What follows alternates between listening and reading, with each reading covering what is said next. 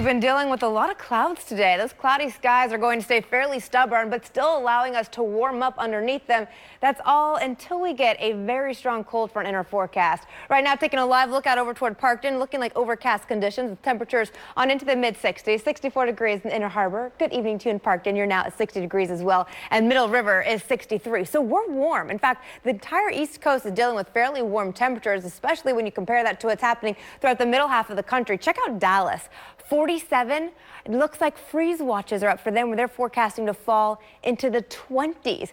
This cool air mass is coming our way. It is all from Canada, and it's going to blast us definitely with a chill. We have to wait a few days to get there, so really enjoy the warmth while you can. Take your dogs out on an extra long walk, because most likely they'll be bundled up staying inside by the time we get to the weekend.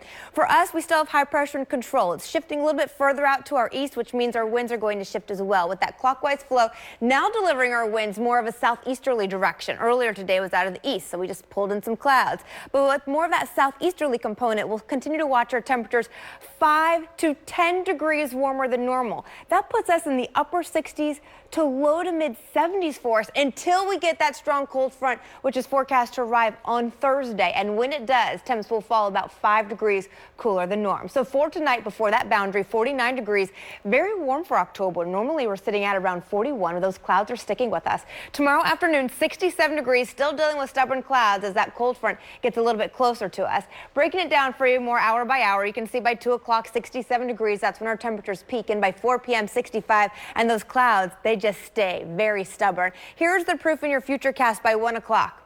It's just gray. I don't think we're going to see much as far as rain for tomorrow until we get to the evening. That's when that front gets a little bit closer. Now, this model thinks 7:30. I would say closer to 10 p.m. we could see some of the scattered showers rolling our way. Now, by Thursday, we're looking at possibly a warm front coming up. That's going to lead to light to moderate rainfall, not dealing with any thunderstorms just quite yet.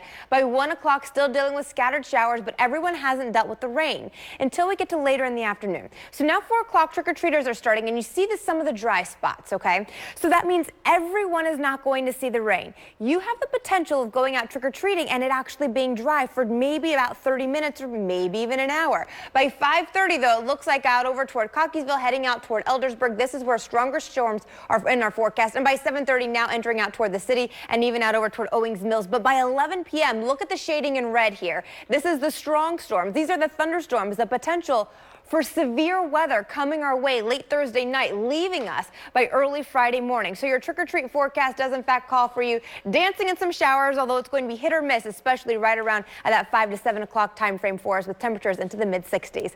7-day forecast, you'll notice behind that front, temperatures fall on Friday to 59 degrees, and then Friday night into the 30s. We could also see some of our own frost and freeze warnings up as well.